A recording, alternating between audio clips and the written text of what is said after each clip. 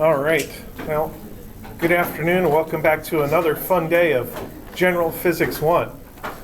I know that this is the highlight of your day for everybody, right? Sure. But it is a necessary part of the day. And in the first part of Physics 1, we're talking about kinematics, which is how to describe motion. And we talked last week on Thursday about how to describe constant velocity motion. And the basic idea of velocity is something that we're pretty familiar with. As an equation, we could say that velocity is displacement over time. So if you know the displacement of an object and the amount of time that that displacement took, that allows you to calculate the velocity.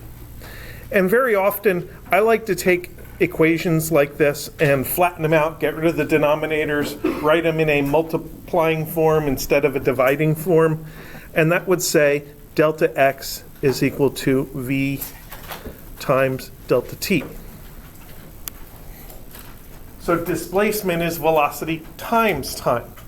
So if I go 60 miles an hour for 2 hours, I take that 60 miles an hour, multiply it by 2 hours, and I get 120 miles. That kind of calculation is what that is describing.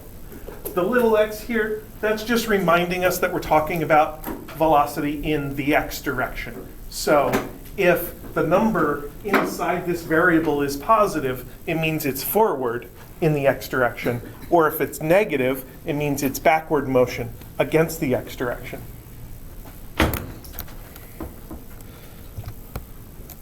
Now, those equations don't work just like that if your velocity is changing.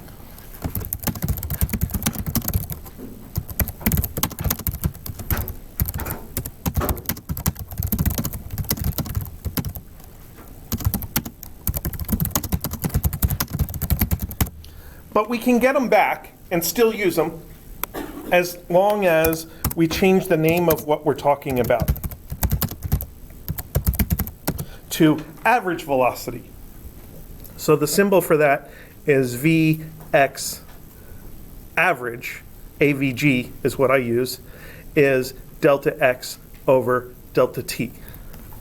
So the first version of the equation works when the velocity is constant, and the second version only works when the velocity, the second version always works. Yes, when the velocity is constant or when it's changing. And then we can flatten that out and get delta x is equal to Vx average delta t. And that is a really important equation that it is worth putting a box around, which is why on the equation sheet, hey, I didn't want to do that. On the equation sheet, I actually did put a box around it. That is the first boxed equation on the equation sheet. And it's nice and useful to predict displacement if you know average velocity and time, or it's nice and useful to summarize a motion by calculating the average velocity. So we want to have ways to describe situations where the velocity is actually changing. And initially, we define velocity as the rate of change of position. Now the velocity is going to change, and we're going to name that acceleration.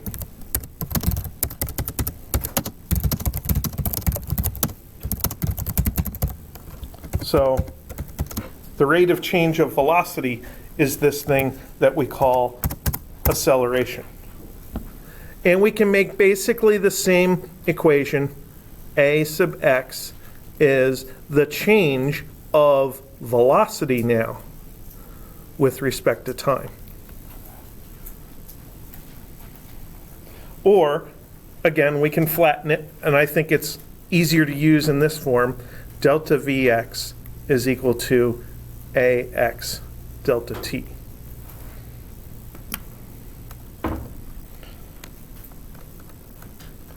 So that, again, is worth remembering, making note of.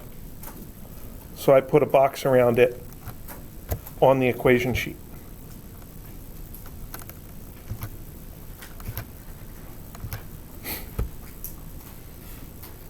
Now, that is not directly useful for calculating displacement or distance traveled or anything like that. But it is useful for talking about speeds and velocities. So, as an example, if a car going, let's start out at 15 meters per second, accelerates at 2 meters per second squared for 10 seconds.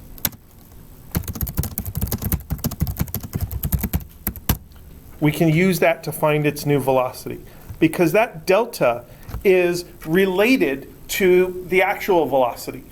Any delta is a difference between the initial and the final. It's how you get from the initial to the final. So we can provide another delta Vx equation, which is Vx final minus the same but initial. Delta is always final minus initial. So that's kind of a definition equation that is always true. So in this example situation, what I can do is I can say delta V is the acceleration times delta t, which is 2 meters per second squared times 10.0 seconds is equal to 20 meters per second. So that tells me the velocity is going to change by 20 meters per second. Now I started at 15, so that 20 is going to be added on to the 15.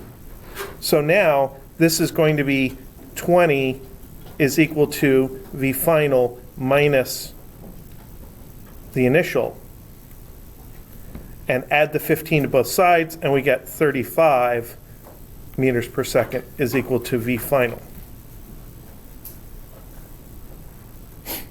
So we have an initial velocity and a final velocity and a delta velocity. But none of those are the thing we need to use to find delta x. None of those are the distance, or none of those are the average velocity that goes into here to find delta x. So none of those can directly help us find distance simply.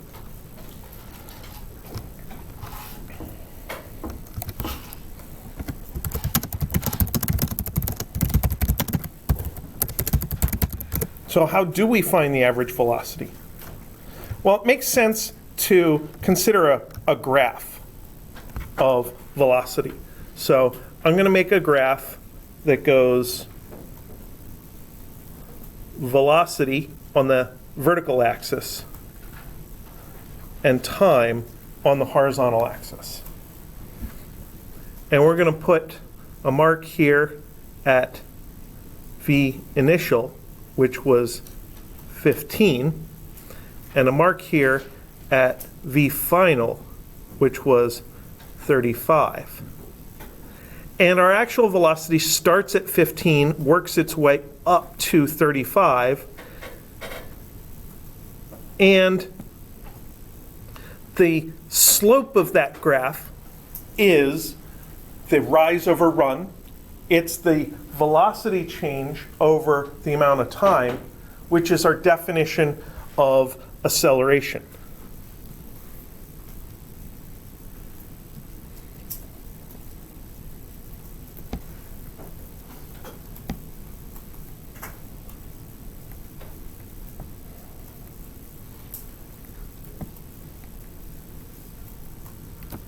So the slope of that graph is the acceleration.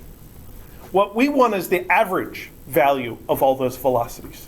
So we could take that graph, break it into lots of little points, and take the average of all of them. So we'd have 15 and 16 and 17 and 18, and since it's a constant slope, they're all equally spaced until we get to 35. Throw them all in a box and divide by how many of them there are. The cool thing about this situation, though, is that the average is actually pretty easy to calculate. Now, think about what we did on Thursday. We had that across the room and back trip where I went 2 meters per second going across the room and 4 meters per second going back. We imagined it because I didn't want to actually run. And the average velocity was not just the average of the 2 and the 4. And the reason for that was because we spent more time going slow. But here, we spend the exact same amount of time going slow as we spend going fast.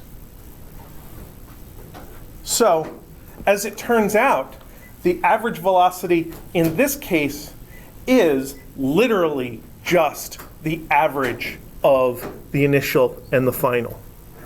This right here, this middle point, is the average. And that makes it nice and easy to calculate.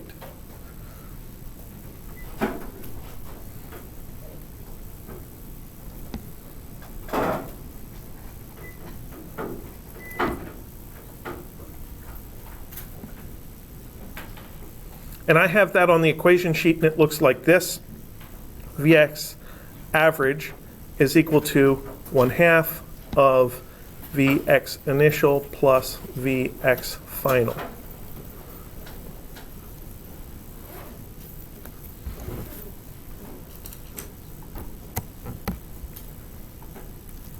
So when I gave you that caveat that you can't just average two velocities to get the average velocity, this is the one case where you can.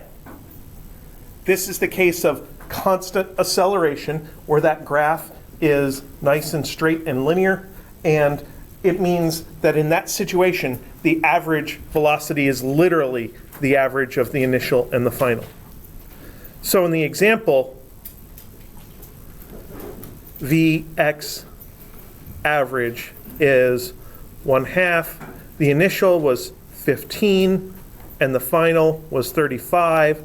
They add up to 50, and when you take 1/2 of it, you get 25 meters per second. Now, why do we care about the average velocity? Because that's the one that's directly tied to displacement. That's the one that was the first boxed equation that says delta x is Vx average delta t. So this is where the 25 middle velocity goes with the amount of time, which was what? 10 seconds to get 250 meters per second.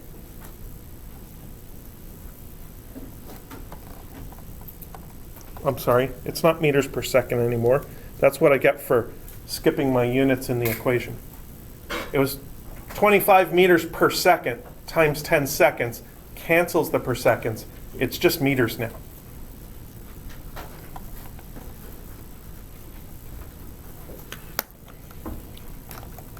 So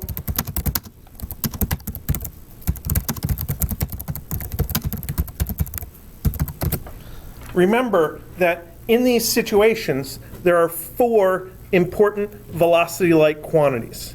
We have V initial, V average, and V final.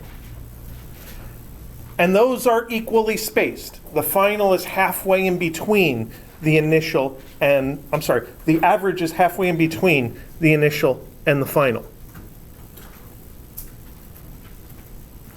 And then the oddball is delta V, which is V final minus V initial, is the change in velocity. And once you know about all 4 of those important velocities for a process, then everything else about the process is very easy to calculate. And those 4 boxed equations, those are the ones that are most easily used to take given data and turn them into information about velocity so that you can actually calculate velocities.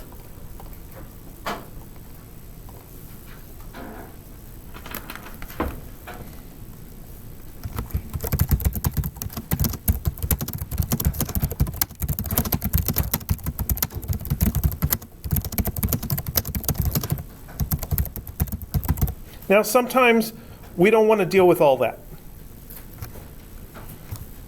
Sometimes we just want to get an answer. And generally, in physics, we like to rely on basic equations and start from basic equations whenever possible. And then when we adapt those and make them specific to a situation, we keep that in the analysis for that situation, and we kind of don't remember it. We recreate it every time we need it.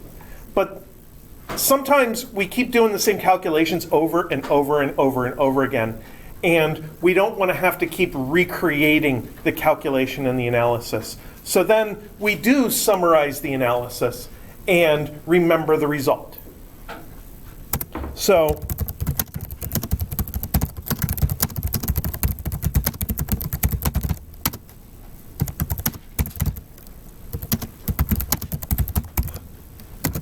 we can combine our equations together using algebra and calculate displacement versus time.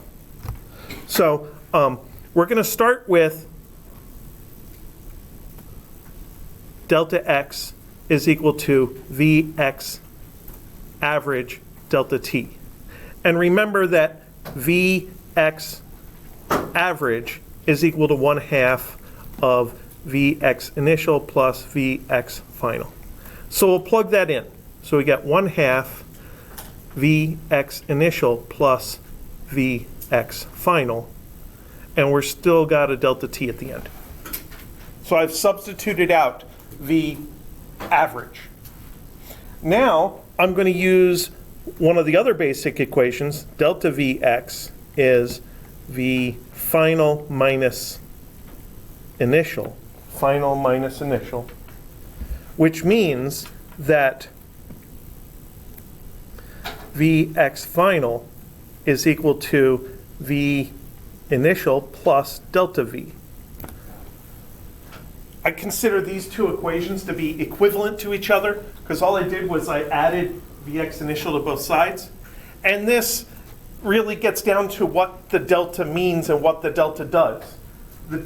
If you start at your initial value and add the delta value, that combination gives you the final value. That's what deltas are supposed to do. But algebraically, I can put that in up here. So we have 1/2 Vx initial that was part of that, plus another Vx initial that's part of the Vx final, plus delta V times delta t.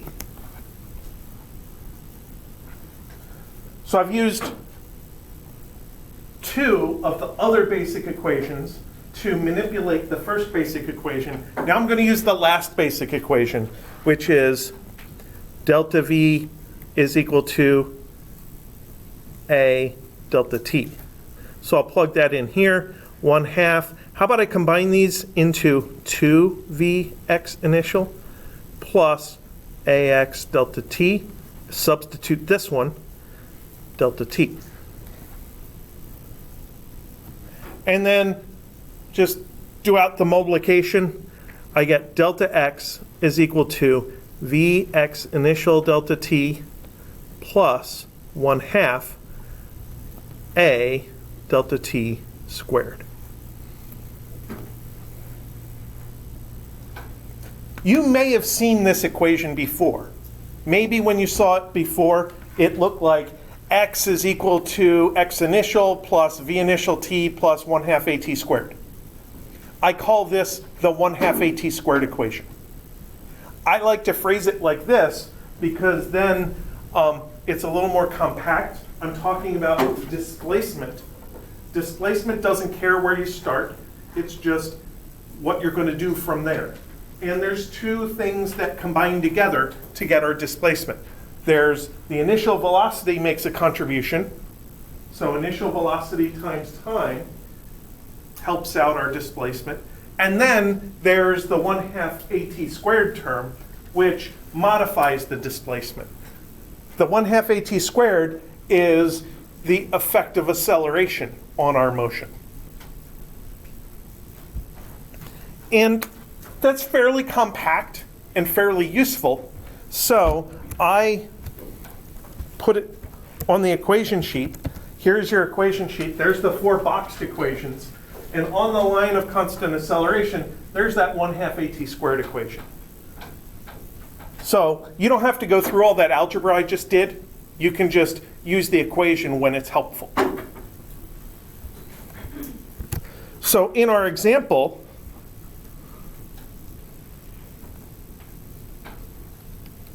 our delta x was our initial velocity, which was 15, times our delta t, which was 10, plus 1/2 times our acceleration, which was 2, times our delta t, which was 10, and this time the 10 is squared.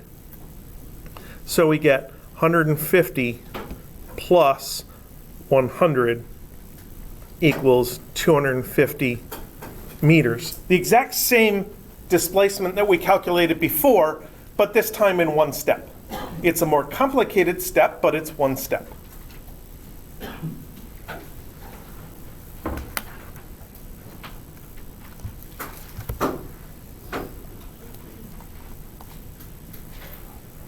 So far, so good. We have 4 basic equations that are pure addition or subtraction or multiplication or division, and then one kind of conglomerated equation that you get when you put all 4 of them together. Let's take a look at another example and see how we can attack that. You guys ready for me to flip the page? Okay.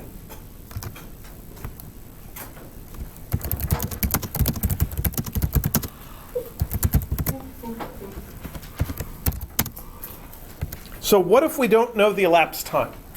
So let's rephrase this.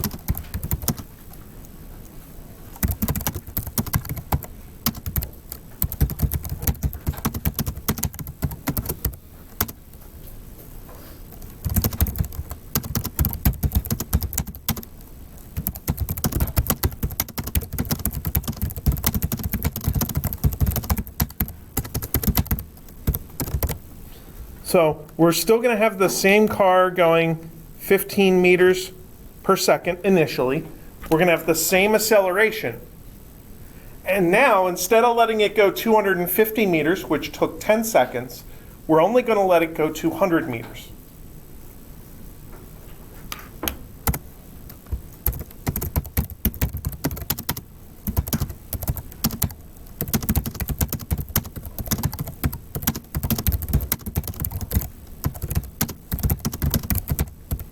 So my intuition tells me that since it doesn't have as much distance to do the acceleration, it's not going to be going quite so fast at the end. So let's see if our equation can help us. Delta x is v initial delta t plus 1/2 a delta t squared. So now we'll put the numbers in. This is 200 is equal to 15 delta t plus 1/2 times 2 times delta t squared.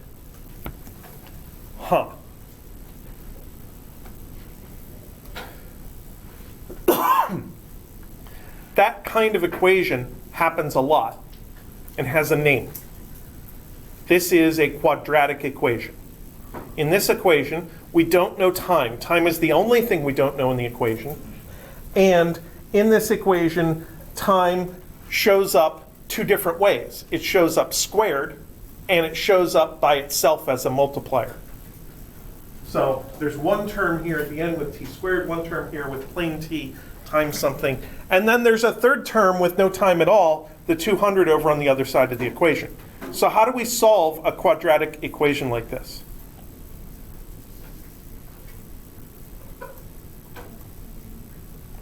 Well, one way to solve it quickly is to use the quadratic formula. In the quadratic formula, which is up there at the top of the algebra section, you have to get the equation of the form all of the polynomial stuff on one side equals 0. And then you can turn through the quadratic formula. Personally, I don't like the quadratic formula. I think that it is a process that you have to do many, many steps It's difficult to tell along the way whether things are going right or whether you've made a mistake. And there's even a choice to make along the way. There's a plus and minus in the middle of the formula, and you have to try it both ways and see which answer you like better. That is not a very satisfying process for me. I'd rather do it a different way.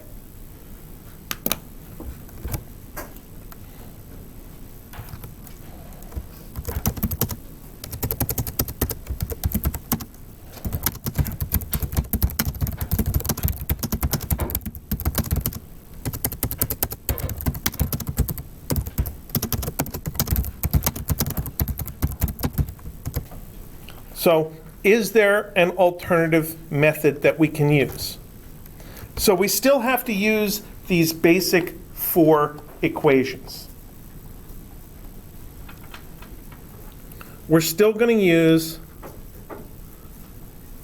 delta x is equal to Vx average delta t.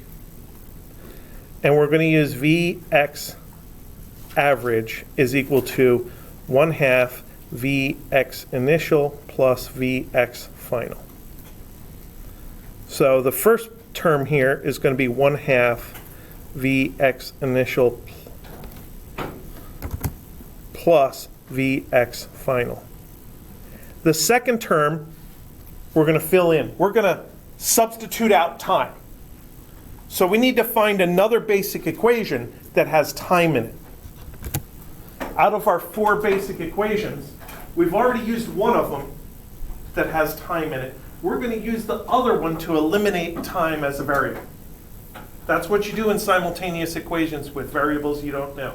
You eliminate them. So we're going to take this one, solve for time, and plug it into time in the other equation. So if we start with delta Vx is Ax delta t, solve for time, so delta Vx over Ax is delta t. And let's do one more thing. Let's plug in what delta V means. Delta is V final minus V initial, still divided by Ax. That's delta t. So that's what we're going to put into these parentheses where we took out time. V final minus V initial all over A. And that's all delta x. Now that may look ugly, but it is an equation now that involves all things that we know except for one variable. So we can simplify it and solve for that one variable. The first thing I want to do to simplify it is get rid of the fractions. So I'm going to multiply both sides by 2. I'm going to multiply both sides by a. And I'll get 2a delta x is v initial plus v final, and then v final minus v initial.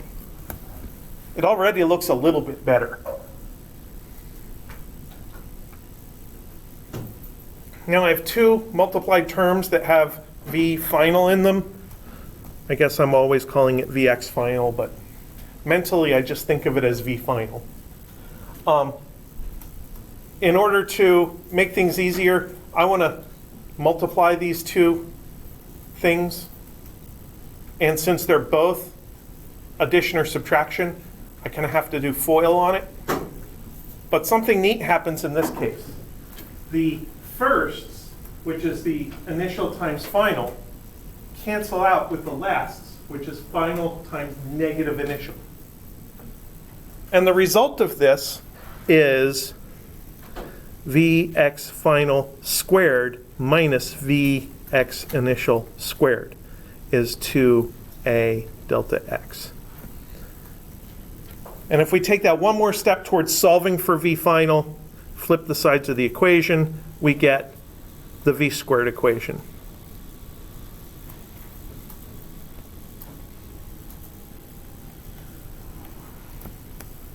And that is the last equation of constant acceleration.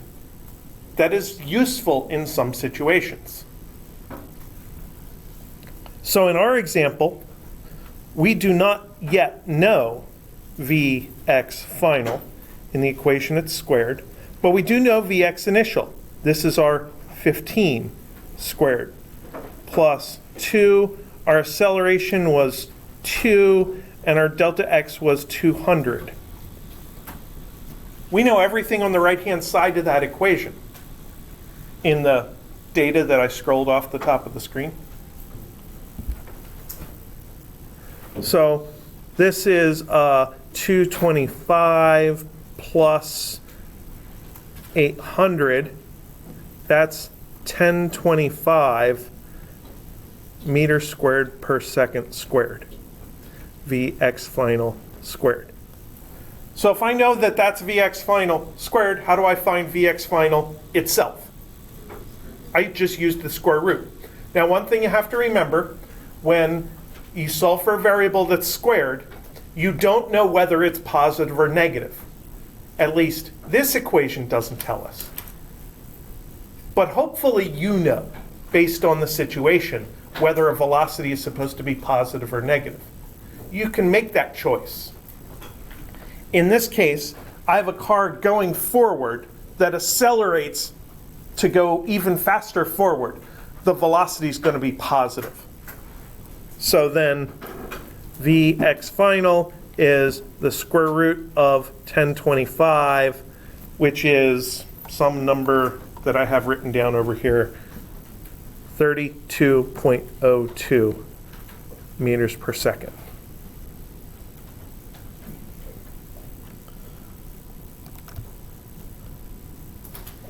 So if I had tried to attack this analysis just by plugging numbers into the 4 basic boxed equations, I would not have found any equation that could give me a numerical answer right away.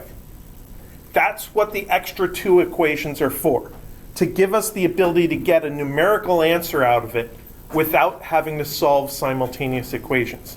Because all that red algebra I did, we don't want to have to keep doing that over and over again if we don't have to. It happens often enough that that v squared equation is right out here at the end of the constant acceleration line. So if that equation turns out to be useful, it can be very useful. Because at this point, I know that my Vx initial is 15, Vx final is 32.02. That makes it very easy to calculate the other 2 important velocities. The other 2 important velocities are V average and V delta. I don't need the delta V, but I do need the V average. V average is 1/2 of 15 plus 32.02, which comes out to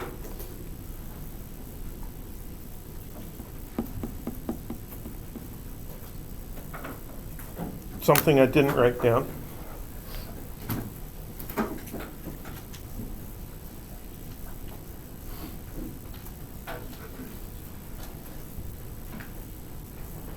.5 times 15 plus 32.02, close parentheses, equals 23.51.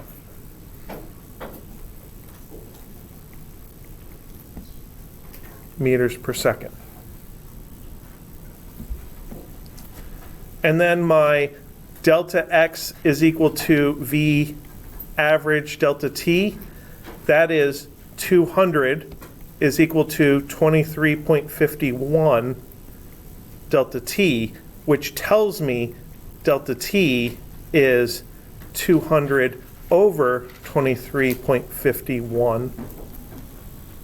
So 200 divided by answer equals 8.51 seconds. So now I know everything there is to know about this situation. I know the initial and the final velocities. I know the average that's halfway in between. I know the delta if I want it by subtracting. I know the time and the acceleration and the displacement.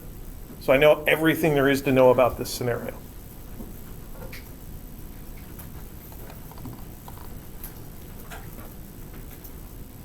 Any questions about that particular example?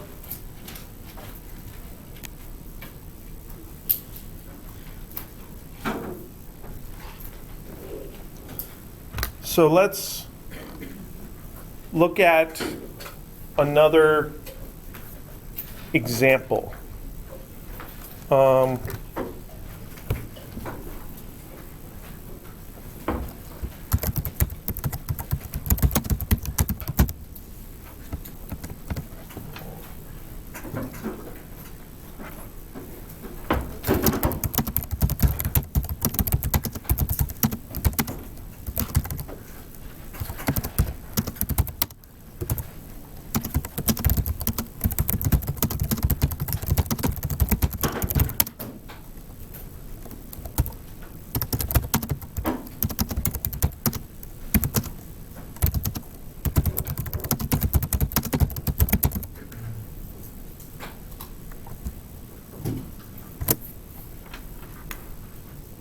Okay.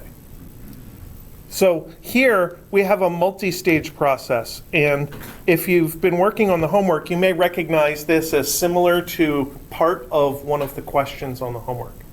And I had enough people ask me about this in the last couple of days that I thought it'd be worth pointing out how I try to analyze situations like this.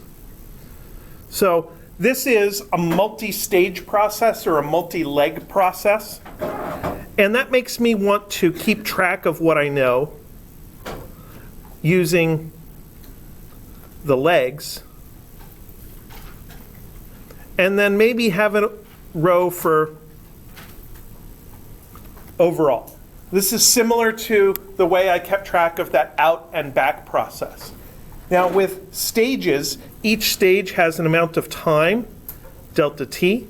Each stage has a displacement, delta x. But now that velocity keeps changing, we have different ways of describing velocity.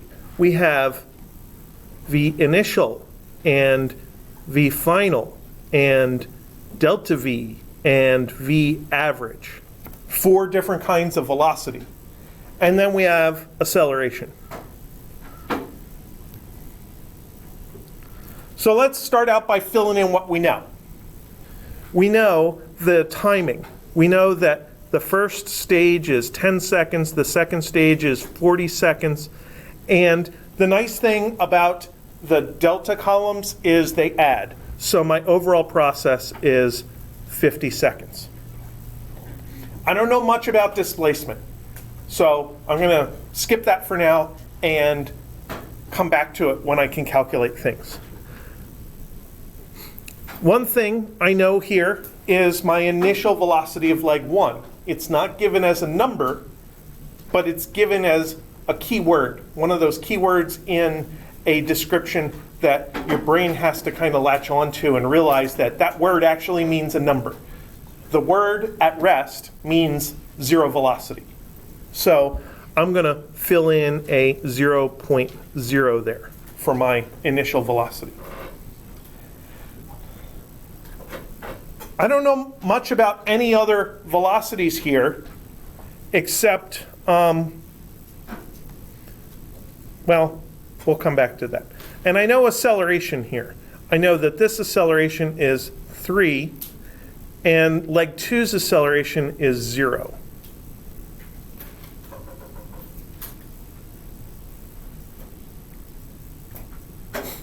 So now I'm in a position where I can actually calculate other things. I can think about the process of just leg 1 and apply my basic formulas to it. What I know is acceleration and time, and they go together to tell me my velocity change. So I'll go down here and I'll say leg 1, delta v is equal to a delta t is equal to 3.0 times 10 is equal to 30. So when I do my little calculation outside of the table in order to figure out a value inside of the table, I don't want to have to keep looking back and forth to figure out what I did. So I put a label out front. I say, what process am I dealing with? I gave a generic equation so that I know why the heck did I multiply 10 times 3.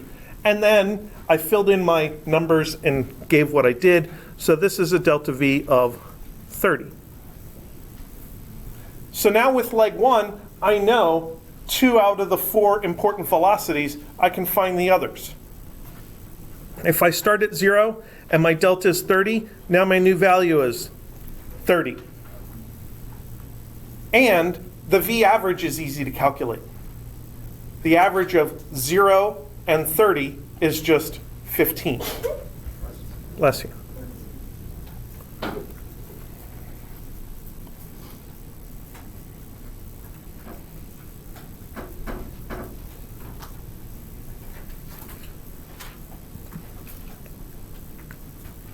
Maybe I should write what I did there because it was an actual calculation.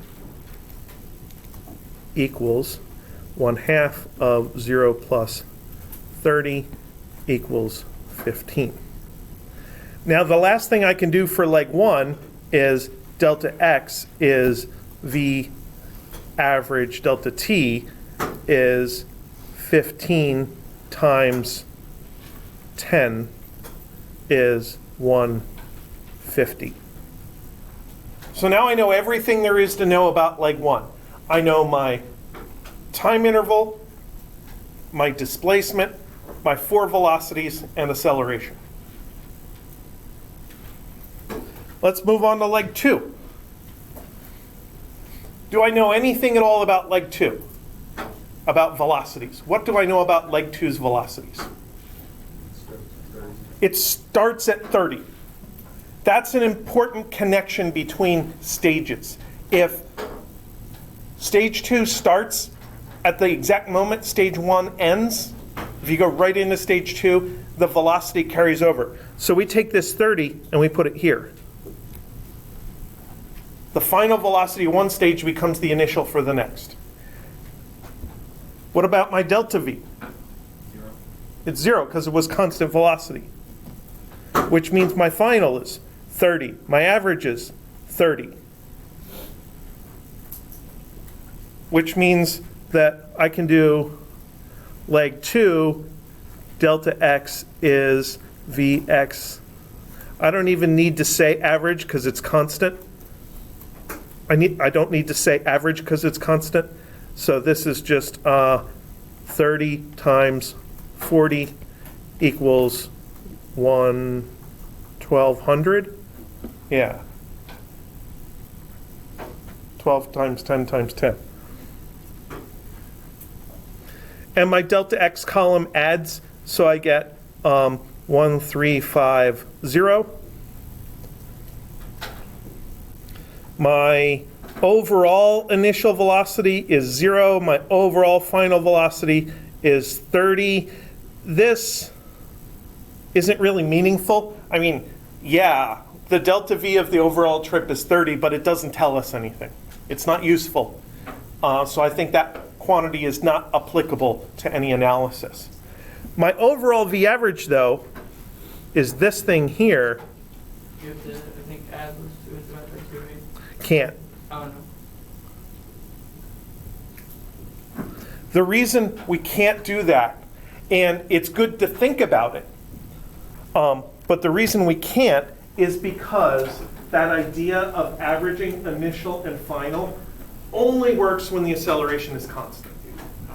In this case, Oh, yeah. we had a variable acceleration. It was 3 for a while, then it was 0 for a while. So all we can do is to say that it's delta x over delta t, which is 1350 over 50 is equal to, is it 27, I think?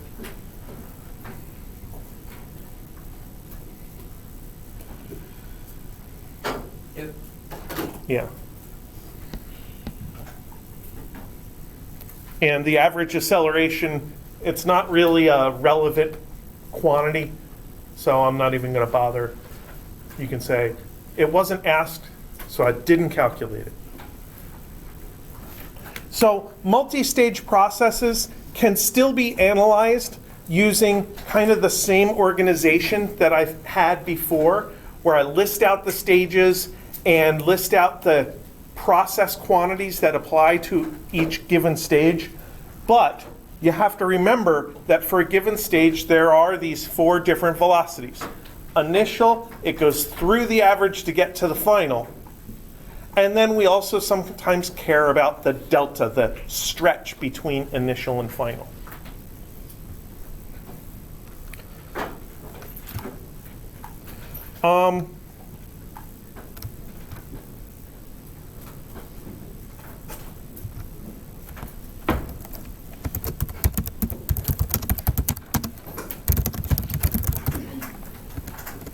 Equations, to me, are not just things I plug numbers into in order to get numerical results. They describe patterns, and they can help give intuition. So let me give an example of an equation that can help give intuition. Vx final squared is Vx initial squared plus 2a sub x delta x. So that's the v squared equation in all of its glory. And let's give a situation.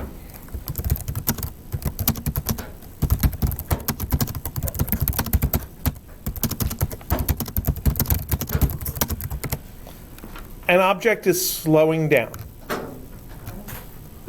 So what does that tell us?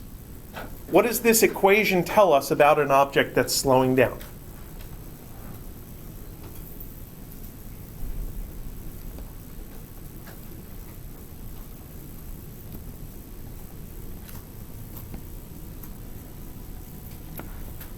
Well, if something is going slower than it used to, its final speed is less than its initial speed, which means that when you square it, the final speed squared is going to be less than the initial speed squared.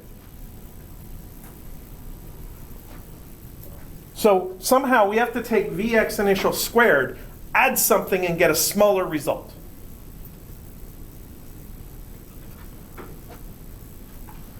How do we add something and get a smaller result? Something's got to be negative. So 2a sub x delta x must be negative.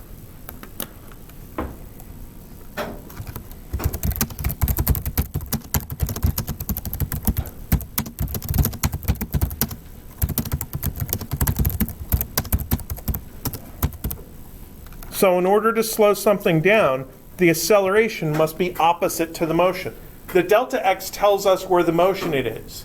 It gives us an arrow that goes from the initial to the final. We calculate it as final minus initial, but the delta x is really kind of an arrow that points from the initial to the final. And if an object is going in the plus direction and you want to slow it down, you have to give it a negative acceleration.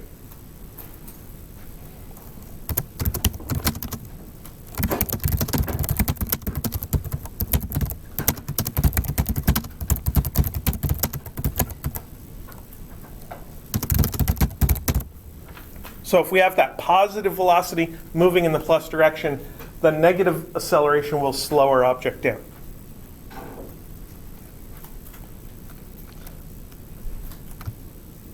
So that's one of the things you want to remember about acceleration, that in everyday life we have this tie between the word acceleration and speeding up. But in kinematics, acceleration covers any change in velocity. So you can have an object that is speeding up if the acceleration and velocity are in the same direction. You can have an object that is slowing down if you have an object that's going forward but being pulled backward. You can have an acceleration of 0. Acceleration of 0 means Vx final equals Vx initial. And you can have an well, we'll get into more complicated accelerations later on.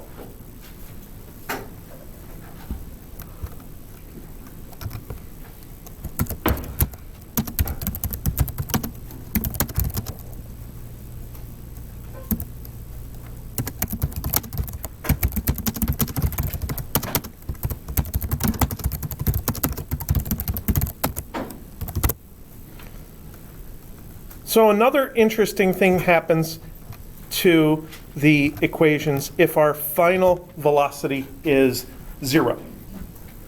So in that case, we can say v final squared equals v initial squared plus 2a delta x. And what we're saying is this thing here is 0. So that means minus 2a delta x is equal to vx initial squared.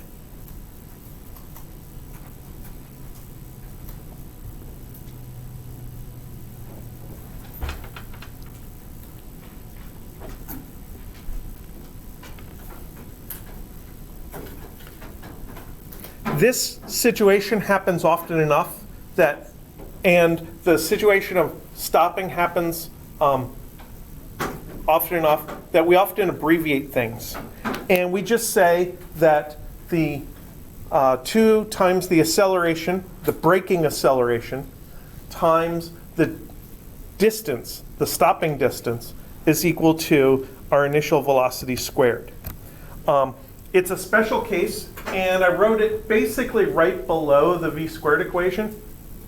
So this applies to the case of making an object slow to a stop using a constant acceleration.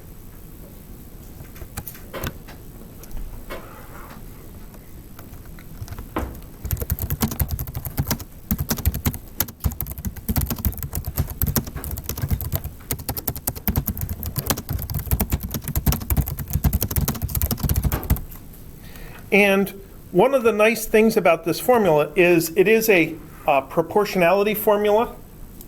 So it tells us that the braking distance, the delta x, and the initial velocity are very closely related to each other. So I did not intend to talk to any of the smart things.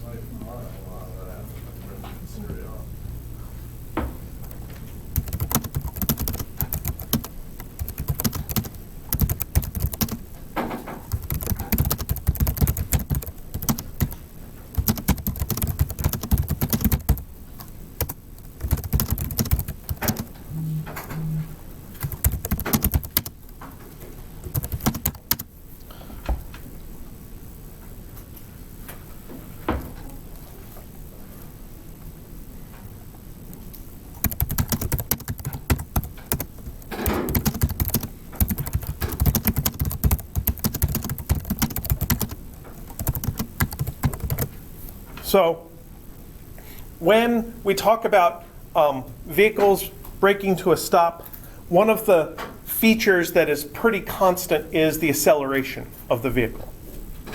So I want to compare two situations of the same car coming to rest, and the thing shared by these two situations is the acceleration.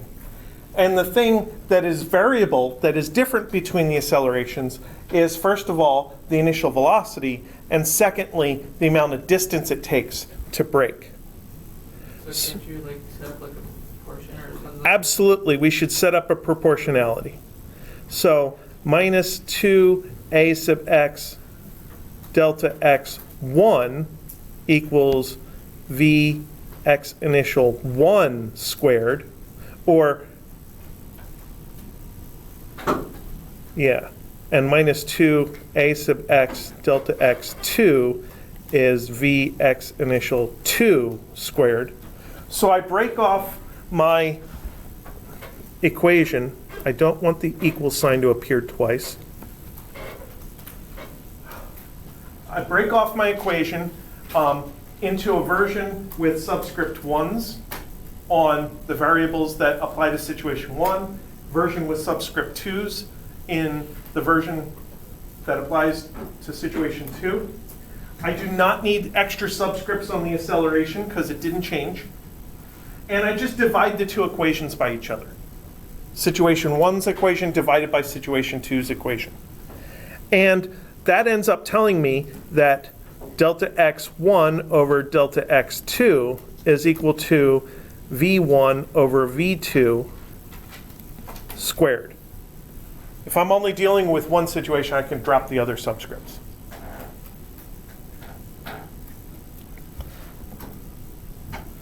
And of course, I can flip that. Delta x2 over delta x1 is equal to v2 over v1 quantity squared. And I know this ratio. This is 40 over 20 squared, which is 2 squared, which is 4. So that's what tells me that delta x2 is equal to 400 meters. So because the distance in this equation was proportional to velocity squared, a doubling of the velocity ends up getting squared as part of simplifying all this, and that doubling squared, that factor 4, is what increases the position, or increases the stopping distance. And it's this squared relationship between initial velocity and stopping distance that is the reason that we have school zones with lower velocities, because simply reducing the velocity in half reduces the stopping distance by like a factor of 4, and that makes it much more likely that we can stop in time if some little rat decides to run out in the middle of the road. And since we don't like it when we hurt our children, we are very careful when we drive around them.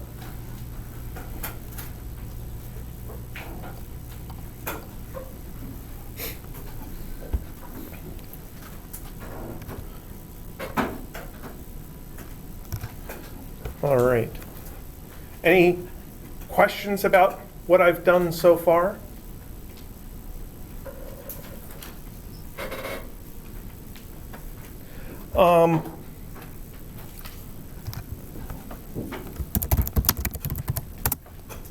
Let's talk very briefly conceptually about free fall, and this is what we're going to do mostly on Thursday.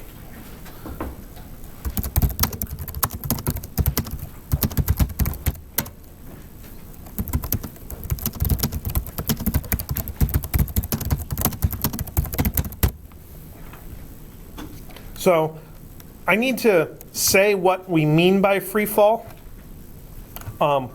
I'm going to use the word influence instead of using the word force, because we haven't mathematically defined what force is. We haven't practiced with force.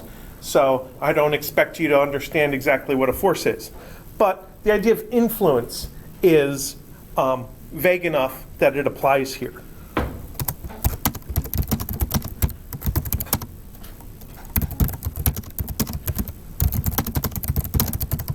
One thing that is not a factor to deal with in free fall is the air.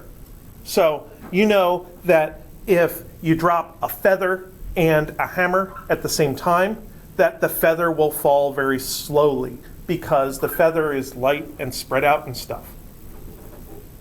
But if we're in a condition of free fall, that does not happen. So there's a famous experiment that was done on the moon. Yes, we actually sent people to the moon. It wasn't done in a Hollywood studio. They went to the moon, and one of the fun things they did was they actually dropped a feather and a hammer at the same time. They had the hammer as part of their toolkit, but they snuck an eagle feather along with them. I'm not sure whether everyone at Mission Control knew it was going to happen. And they held them out in front of the camera and dropped them both, and what do you know? They dropped at the same rate. Well, because up there. Because there's no air. Yeah, there's no air, so it doesn't take that into account.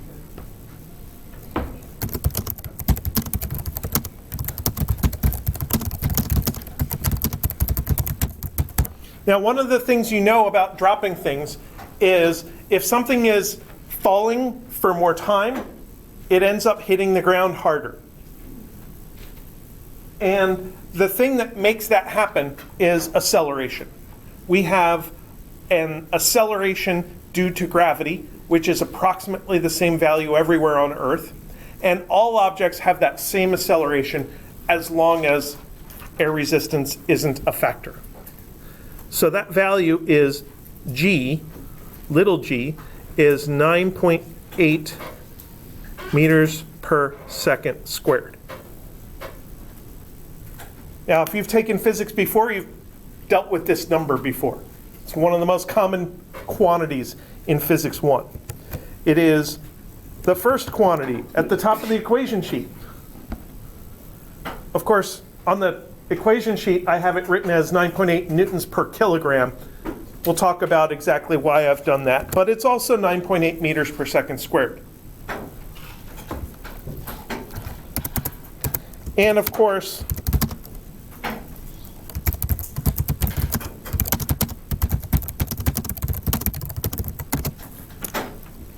when you have an object in free fall, it accelerates down. So we usually say a sub y is equal to minus g, is minus 9.8 meters per second squared.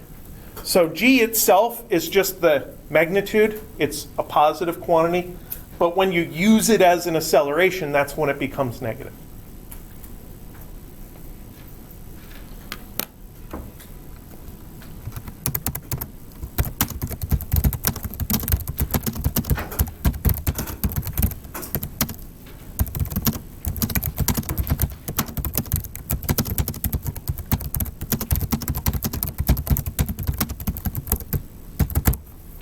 And free fall, to me as a physicist, includes throwing things straight up in the air.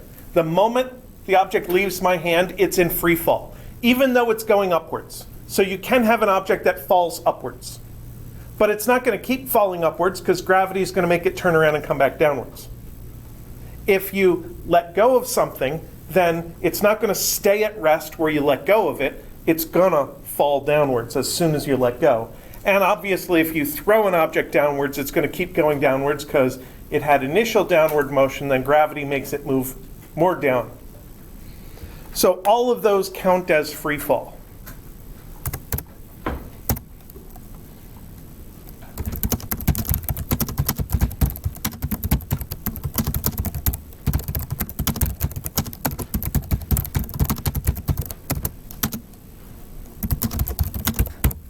Now, we're not going to yet do sideways motion along with free fall. That's called projectile motion, and we'll get to that in chapter 3. So for now, we're just going to deal with the vertical part of the free fall motion. Okay, so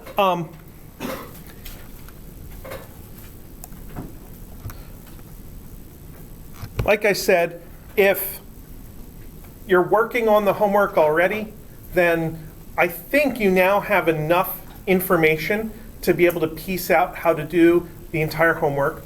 We'll go over lots of free fall examples on Thursday and look at the details of what happens in different situations. I don't want to do any free fall examples now because it'll just get fractured from what we do on Thursday. So with that, I think I want to come to a close today. Does anybody have any questions for me? All right.